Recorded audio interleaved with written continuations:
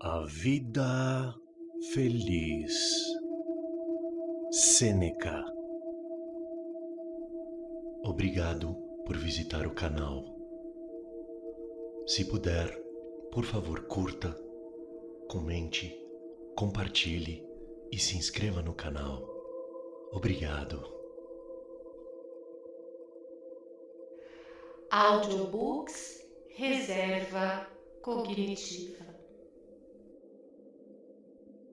Não pode haver felicidade sem virtude.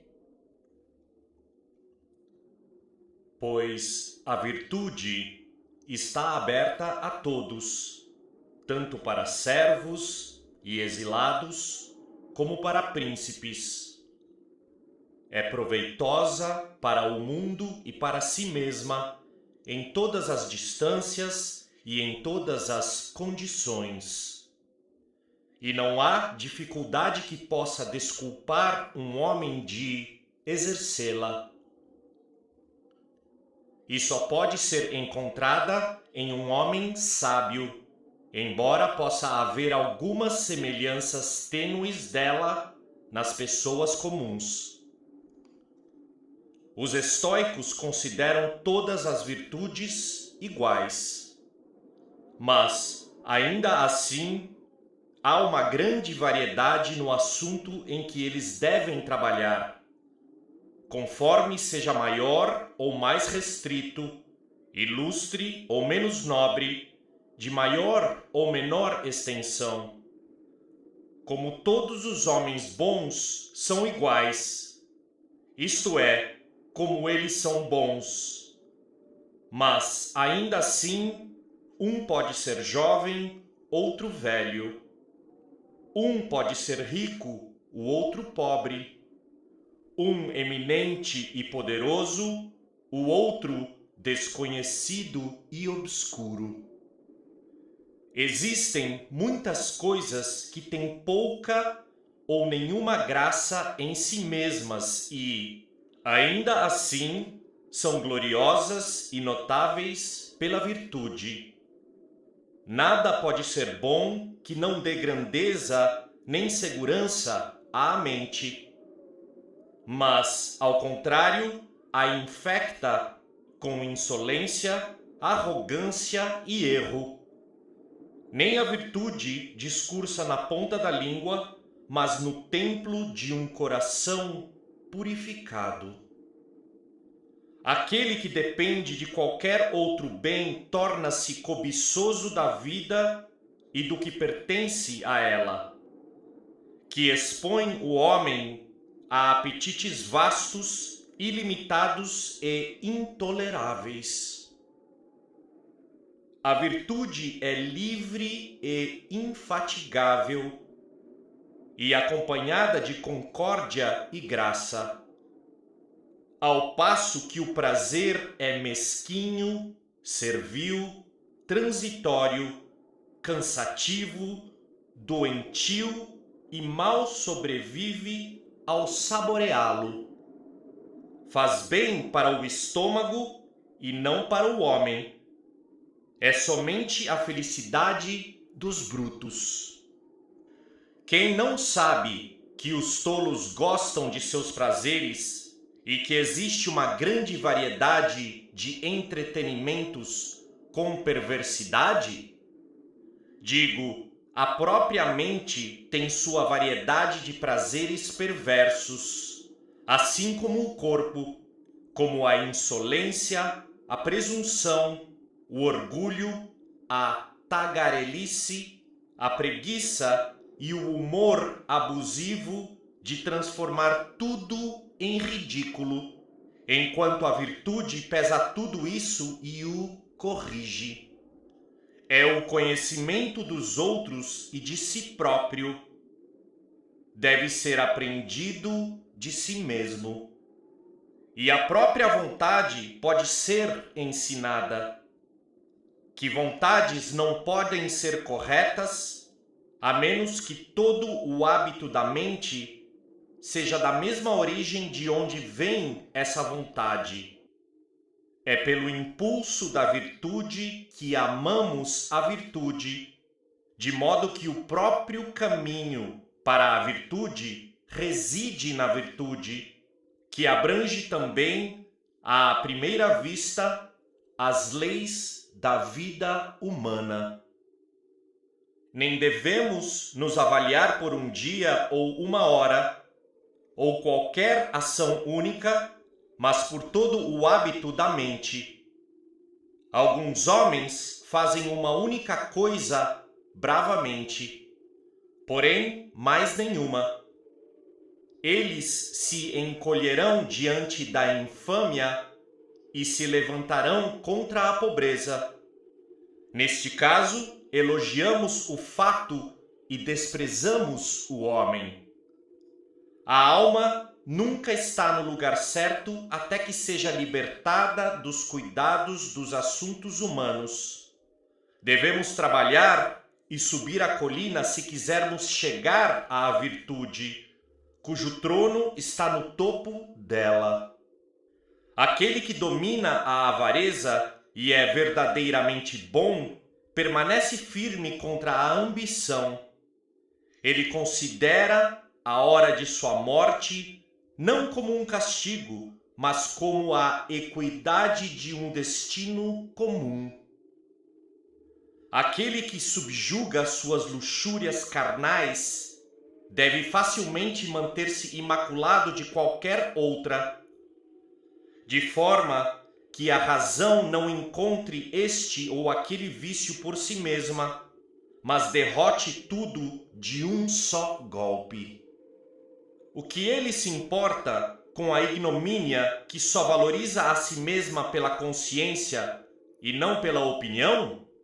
Sócrates encarou uma morte dolorosa com a mesma constância que antes praticava com os 30 tiranos.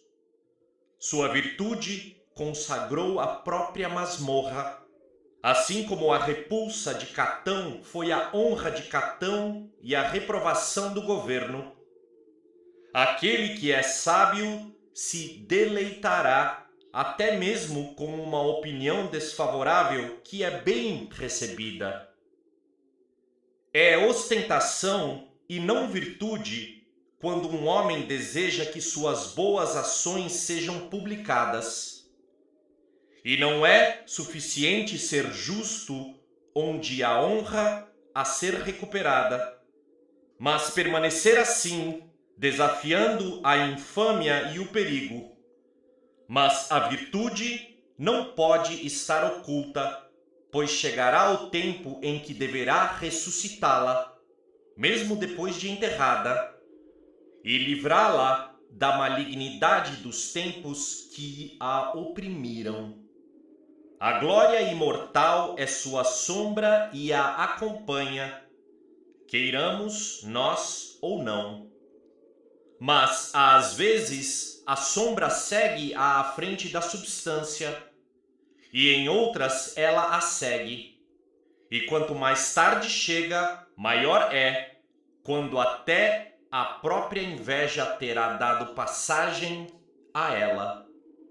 Já se passou muito tempo desde que Demócrito foi tomado por um louco e antes que Sócrates tivesse qualquer admiração no mundo. Quanto tempo demorou para que Catão pudesse ser compreendido? Não, ele foi afrontado, desprezado e rejeitado. E as pessoas nunca souberam do seu valor até que o perderam. A integridade e a coragem do louco Rutílius haviam sido esquecidas, mas por seus sofrimentos. Falo daqueles que o destino tornou famosos por suas perseguições. E há outros também que o mundo nunca notou até que eles estivessem mortos, como Epicuro e Metrodoro, que eram quase totalmente desconhecidos, mesmo no lugar onde viveram. Bem, como o corpo deve ser contido na descida e forçado para a subida, existem algumas virtudes que exigem as rédeas e outras as esporas. Em liberalidade, temperança, gentileza de natureza, devemos nos controlar pelo modo de cair. Mas em paciência, resolução e perseverança, onde devemos subir a colina, precisamos de encorajamento.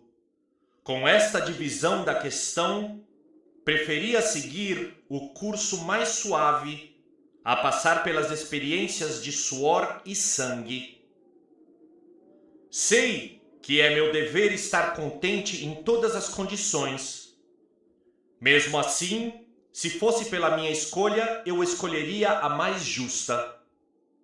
Quando um homem chega uma vez a precisar de alguma fortuna, sua vida se torna ansiosa, desconfiada, temerosa, dependente de cada momento e com medo de todos os acidentes. Como pode aquele homem resignar-se a Deus ou suportar sua sorte, seja ela qual for, sem murmurar e se submeter alegremente à providência quando se encolhe a cada movimento de prazer ou dor? É a virtude por si só que nos eleva acima de tristezas, esperanças, medos e probabilidades, e nos torna não apenas pacientes, mas dispostos, sabendo que tudo o que sofremos está de acordo com os desígnios do céu. Aquele que é dominado pelo prazer, um inimigo tão desprezível e fraco, o que será dele quando vier a enfrentar os perigos, as necessidades, os tormentos, a morte e a dissolução da própria natureza? Riqueza, honra e favorecimento podem cair sobre um homem por acaso. Não, eles podem ser lançados sobre ele sem querer cuidar deles. Mas a virtude é um trabalho industrioso e laborioso, e certamente vale a pena comprar aquele bem que traz consigo todos os outros. Um bom homem é feliz consigo mesmo e independentemente do seu destino.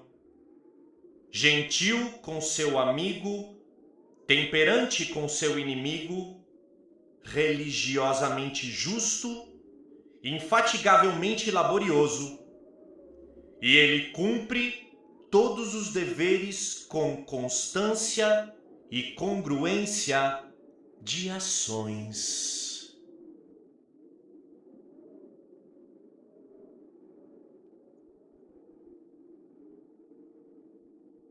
A vida feliz.